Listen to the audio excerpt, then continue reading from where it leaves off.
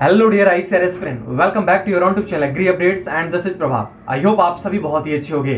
Finally आपकी ICR exam हो चुकी है एंड आई होप कि आपके एग्जाम बहुत ही अच्छे गए होंगे। नाउ वेट होगा आपको अपने रिजल्ट का। रिजल्ट के बाद काउंसलिंग की प्रोसेस स्टार्ट होती है। काउंसलिंग में डॉक्यूमेंट्स का एक बहुत ही इंपॉर्टेंट रोल होता है। तो आज की वीडियो में हम आपके साथ शेयर करने वाले हैं आईसीआर काउंसलिंग 22 के लिए लगने वाले इंपॉर्टेंट डॉक्यूमेंट्स के बारे में। कुछ डॉक्यूमेंट्स काउंसलिंग से पहले लगते हैं रजिस्ट्रेशन के टाइम पे, और कुछ डॉक्यूमेंट्स आपको एडमिशन के बाद लगेंगे। तो आज की वीडियो में ओवरऑल इंपॉर्टेंट डॉक्यूमेंट्स आपके जो भी काउंसलिंग में नीड होने वाली है उन सभी के बारे में हम यहाँ पे चर्चा करने वाले हैं। तो वीडियो को लाइक कीजिएगा, चैनल को सब्सक्राइब कीजिएगा, और अगर आपको कोई भी प्रॉब्लम आ रही हो काउंसलिंग से रिलेटेड तो आप अपनी प्रॉब्लम्स को कमेंट बॉक्स में शेयर कर सकते हो। आंसर की ऑफिशियल आ चुकी है, 23 तक की लास्ट डेट था उसका। तो बहुत सारे बच्चे आंसर की के बारे में पूछ रहे हैं, तो आंसर की का केवल 2 से 3 दिन का टाइम मिलता है, तो टाइम जा चुका है। नाउ वेट कीजिए अपने रिजल्ट का। मे बी आपका 10 अक्टूबर तक रिजल्ट पब्लिश कर दिया जाए, और रिजल्ट से 2 वीक बाद आपकी काउंसलिंग स्टार्ट की जाएगी। ठीक है, तो काउंसलिंग में देखो बहुत सारे प्रॉब्लम्स आपको फेस करनी पड़ सकती है, और हर साल बच्चे फेस करते हैं। तो उसके लिए हमने अपनी पर्सनलाइज काउंसलिंग को लॉन्च की, तो जिसको भी उसकी नीड हो, ठीक है, पर्सनल काउंसलिंग हम आपकी सारी हेल्प करते हैं। इवन आपको इसके रिगार्डिंग एक बहुत डिटेल वीडियो जल्दी में लाने वाला हूं। तो काउंसलिंग में आपको लाइव में आपकी सारी प्रॉब्लम्स को दूर करता हूं, ठीक है, सारे डाउट्स को सॉल्व करता हूं। तो उसके लिए आप हमारे पर्सनलाइज काउंसलिंग को ज्वाइन कर सकते हो। वीडियो के डिस्क्रिप्शन बॉक्स में लिंक सब कुछ मेंशन कर रखा है, सारी डिटेल हमने मेंशन कर रखी है। आइए स्टार्ट करते हैं डॉक्यूमेंट्स के बारे में। देखो काउंसलिंग के टाइम पे बहुत सारे डॉक्यूमेंट्स ऐसे होते हैं जो बच्चों के पास नहीं होते हैं, जो आप लोग के पास नहीं होते, तो आप लोग उस टाइम बहुत ही ज्यादा परेशान होते हैं। तो कुछ ऐसे इंपॉर्टेंट डॉक्यूमेंट्स हैं जो कि आपको अभी से बनवा के रखना होगा, ठीक है, क्योंकि अभी आप बनवाओगे तभी जाके आपको उस टाइम पे वो मिल पाएगा। कुछ डॉक्यूमेंट्स होते हैं जिनको बनने में मैक्सिमम 10 से 15 दिन लग जाते हैं, तो काफी कुछ प्रॉब्लम्स फेस करनी पड़ती है। तो जो भी मैं आगे आपको वीडियो में डॉक्यूमेंट्स बताने वाला हूं, वो डॉक्यूमेंट्स आप अभी से अपने पास कलेक्ट करके रख लीजिए, ताकि आपको इन फ्यूचर काउंसलिंग के टाइम पे कोई भी प्रॉब्लम फेस ना करनी पड़े। चलिए स्टार्ट करते हैं। आईसीआर 22 काउंसलिंग में यूज होने वाले सारे इंपॉर्टेंट डॉक्यूमेंट्स के बारे में बात करने वाले हैं। इसका पीडीएफ आपको हमारे टेलीग्राम ग्रुप में मिल जाएगा। टेलीग्राम पे आप एग्री अपडेट्स ऑफिशियल सर्च करके ज्वाइन कर सकते हो, या फिर वीडियो के डिस्क्रिप्शन बॉक्स में लिंक मेंशन कर रखा है, आप वहां से ज्वाइन हो सकते हो। सबसे इंपॉर्टेंट डॉक्यूमेंट हमारा क्लास 10 से लोअर डॉक्यूमेंट होता है, क्लास 10 सर्टिफिकेट और क्लास 10 की मार्कशीट। मार्कशीट आप सभी के पास होगी, और आई थिंक सर्टिफिकेट भी आप सभी के पास होगा। बहुत सारे बच्चे मार्कशीट और सर्टिफिकेट में कंफ्यूज रहते हैं। तो देखो दोनों अलग अलग चीजें। पहले कुछ स्टेट बोर्ड और मे बी सीबीएसई बोर्ड भी अपना सर्टिफिकेट अलग से प्रोवाइड कराती थी। देखो सर्टिफिकेट में आपको सर्टिफाई किया जाता है कि आप लोग क्लास 10 अच्छे से पास आउट हो, एंड आप सभी को मार्कशीट में आपके मार्क्स नोट किए जाते थे, ठीक है। फिलहाल बहरहाल आप सभी के क्लास 10 की मार्कशीट और सर्टिफिकेट एक साथ आती है। आप लोग अपना सर्टिफिकेट एक बार चेकआउट कर लीजिएगा। अभी फिलहाल में आपका जो मार्कशीट है वहां पे ऊपर आपको लिख रहा होगा कि सर्टिफिकेट विद कम मार्कशीट, यानी कि आपकी जो मार्कशीट है वो आपके सर्टिफिकेट के साथ ही प्रोवाइड कराई जा रही है। सेम ऐसा है आपके क्लास 12 की सर्टिफिकेट और क्लास 12 की मार्कशीट के साथ हो रहा है, ठीक है। तो क्लास 12 का जो मार्कशीट है और जो सर्टिफिकेट है, ठीक है, मार्कशीट में आपके मार्क्स बताए जाते हैं, सर्टिफिकेट में आपने किस कोर्स से एग्जामिनेशन दिया था क्लास 12 का वो डिनोट किया जाता है। तो दोनों इंपॉर्टेंट चीजें। हालांकि क्लास 12 का सर्टिफिकेट कंपलसरी नहीं है, फिर भी आप लोग के पास रहना जरूरी है, ठीक है। अगर आपके पास नहीं है तो आप लोग अपना मार्कशीट चेकआउट कीजिएगा, वहां पे आपका सर्टिफिकेट विद कम मार्कशीट ये जरूर वहां पे मेंशन होगा, ठीक है। तो आपका वो सर्टिफिकेट मार्कशीट और सर्टिफिकेट दोनों का काम कर देगा, ठीक है।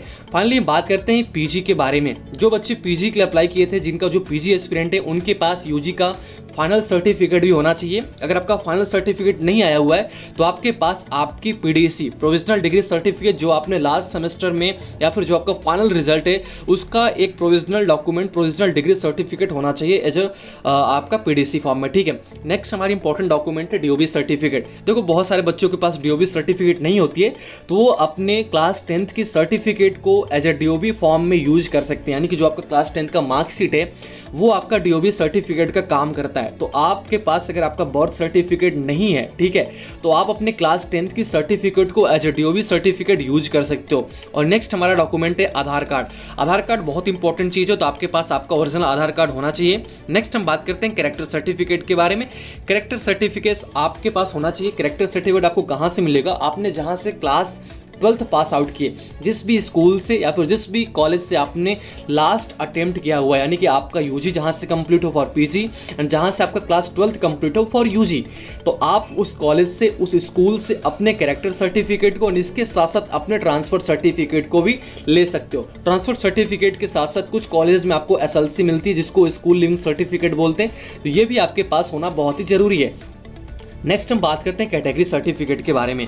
अगर आप लोग AWS, OBC, SC या फिर ST कैटेगरी से बिलोंग करते हो या फिर PWD कैटेगरी से बिलोंग करते हो तो आपके पास आपका कैटेगरी सर्टिफिकेट होना चाहिए, जो कि बहुत ही कंपलसरी है। ठीक है, जो बच्चे OBC कैटेगरी से बिलोंग करते हैं वो लोग सेंट्रल गवर्नमेंट की NCL सर्टिफिकेट बनवा लें, उनके लिए काफ़ी फायदेमंद होते हैं। ठीक है, बहुत ही बेनिफिशियल सर्टिफिकेट है। बहुत सारे सेंट्रल यूनिवर्सिटी में लाइक RPCU में, RLBCU में इसका 27% का रिजर्वेशन का प्रॉफिट आप सभी को मिलता है। नेक्स्ट हम बात करते हैं डोमिसाइल सर्टिफिकेट के बारे में। देखो, डोमिसाइल सर्टिफिकेट आपके लिए बहुत इंपॉर्टेंट है इस ICAR की स्कॉलरशिप फॉर्म में। ठीक है, जब आप ICAR का स्कॉलरशिप फॉर्म अप्लाई करते हो तो वहां पे आपको डोमिसाइल चाहिए होता है। बहुत सारे बच्चे होते हैं जो अपने स्टेट से हट के किसी दूसरे स्टेट में एडमिशन लेते हैं तो उनको वहां पे डोमिसाइल की नीड होती है। ठीक है, तो डोमिसाइल सर्टिफिकेट आपके काउंसलिंग में जब आपको कॉलेज अलॉट हो जाएगा उस टाइम भी रिक्वायरमेंट होती है, और आपको आफ्टर एडमिशन जब आपको स्कॉलरशिप का फॉर्म फिलअप कराया जाता है तो उस टाइम भी आपको डोमिसाइल की रिक्वायरमेंट होती है। इनकम सर्टिफिकेट आपके लिए इंपॉर्टेंट नहीं है, बट फिर भी अगर आप लोग ICAR के स्कॉलरशिप के लिए एलिजिबल हो तो आपको इनकम सर्टिफिकेट भी चाहिए होता है।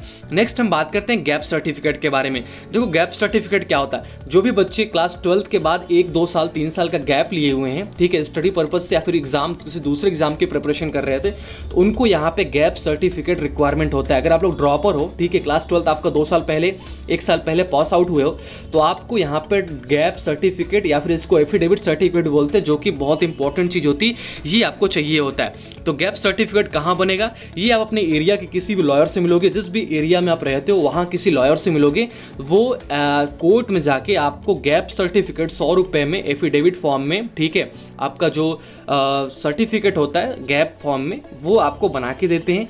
किस कॉलेज के नाम से बनाना है आप उनको बता दीजिएगा कि हमारा ICAR में एडमिशन हो रहा है, तो वो उस बेसिस पे ये सारी डिटेल आपको यहाँ पे फिलअप करते हैं। फिलअप करने के बाद वो आपको प्रोवाइड करा देते हैं, जिसको कि आप बाद में वहाँ पे जाके प्रोवाइड करा सकते हो। ठीक है, तो ये सब कुछ इंपॉर्टेंट डॉक्यूमेंट है जो कि आपको ICAR काउंसलिंग में चाहिए होती है, और इन सभी डॉक्यूमेंट्स की आपके पास 2-2 कॉपी होना चाहिए। जेरोक्स कॉपी आप करा लीजिएगा, जो कि आपको कॉलेज के वेरिफिकेशन के टाइम पे होना चाहिए। कुछ अदर डॉक्यूमेंट की बात करते हैं तो आपके पास 10 से 20 फोटोग्राफ आपका होना चाहिए, सेम एज एप्लीकेशन फॉर्म, जो आपके एडमिट कार्ड पे, जो आपके एप्लीकेशन फॉर्म पे, जो आपके कंफर्मेशन पेज पे फोटो है, सेम वही फोटोग्राफ आपका पासपोर्ट साइज में आपके पास होना चाहिए। मेडिकल सर्टिफिकेट भी आपको रिक्वायरमेंट होती है। मेडिकल सर्टिफिकेट कब चाहिए? जब आपको लास्ट में कॉलेज मिल जाएगा तब आपको मेडिकल सर्टिफिकेट की रिक्वायरमेंट होती है। अभी इंपॉर्टेंट नहीं है। मेडिकल सर्टिफिकेट गवर्नमेंट हॉस्पिटल से बना होना चाहिए, और ये गवर्नमेंट डॉक्टर के पास से बना होना चाहिए। ठीक है, उसके बाद आपका बैंक अकाउंट एक होना चाहिए आपके पास, जिस भी बैंक में भी अगर आप पॉसिबल हो तो SBI में ओपन कर सकते हो, बहुत जल्दी स्कॉलरशिप आ जाती है। ठीक है, उसके बाद बात करते हैं कुछ और बहुत ही मेजर डॉक्यूमेंट्स के बारे में। देखो, मेजर डॉक्यूमेंट्स में क्या क्या चीज़ें हैं। आपका NTA का ICAR का जो डॉक्यूमेंट है, ठीक है, जिसमें आपका कंफर्मेशन पेज होना चाहिए, एडमिट कार्ड होना चाहिए, स्कोर कार्ड होना चाहिए। अभी आपके पास आपका कंफर्मेशन पेज होगा, एडमिट कार्ड होगा, अभी आपके पास आपका स्कोर कार्ड नहीं होगा, रैंक कार्ड नहीं होगा। तो score card, rank card, allotment letter, ये सब आपको काउंसलिंग के टाइम पर रिजल्ट आने के बाद मिलेंगे। बट फिलहाल आप लोग अपने कंफर्मेशन पेज को, एडमिट कार्ड को सेव करके रखिएगा, ये बहुत इंपॉर्टेंट चीज़ है। आपको काउंसलिंग के बाद भी इसकी रिक्वायरमेंट होती है। जब आप किसी कॉलेज में फिजिकली डॉक्यूमेंट वेरीफाई करने चाहोगे तो विदाउट कंफर्मेशन पेज आप नहीं जा सकते हो। तो आप लोग अपने कंफर्मेशन पेज को, एडमिट कार्ड को डाउनलोड करके रख लीजिएगा, क्योंकि अभी डाउनलोड हो रहा है, बाद में डाउनलोड नहीं हो पाता है तो प्रॉब्लम फेस करना पड़ता है दोस्त। ठीक है, तो अभी आप इसको रख लीजिएगा। बाकी ये सारे डॉक्यूमेंट्स आप लोग 2-2, 4-4 कॉपी रखिए अपने पास। सबकी नीड, सबकी रिक्वायरमेंट आपको इन फ्यूचर पढ़ने वाली है। तो ये कुछ इंपॉर्टेंट डॉक्यूमेंट्स जिसकी डिटेल हमने आपको बता दी है। बाकी रही आपको किसी और हेल्प की जरूरत तो आप हमारे पर्सनलाइज काउंसलिंग को ज्वाइन कर लीजिएगा। बहुत इंपॉर्टेंट चीज होती है पर्सनल काउंसलिंग की गाइडेंस, क्योंकि बहुत सारे बच्चे होते हैं जो मिस गाइड चॉइस फिलिंग कर लेते हैं, जिसको बाद में कॉलेज मिलने में प्रॉब्लम हो जाती है, या फिर जो कॉलेज वो डिजर्व करते हैं वो नहीं मिल पाता है। ये सब कुछ आप सभी को यहाँ पे हम बताने वाले हैं। थैंक यू सो मच आप सभी को। आगे आने वाली बहुत सारी वीडियो आपके लिए हेल्पफुल, बेनिफिशियल होने वाली, तो चैनल को सब्सक्राइब करके रखिएगा। काफी इंपॉर्टेंट वीडियो थी आप सभी के लिए। वीडियो को शेयर और लाइक जरूर कीजिएगा। Thank you so much, all the best.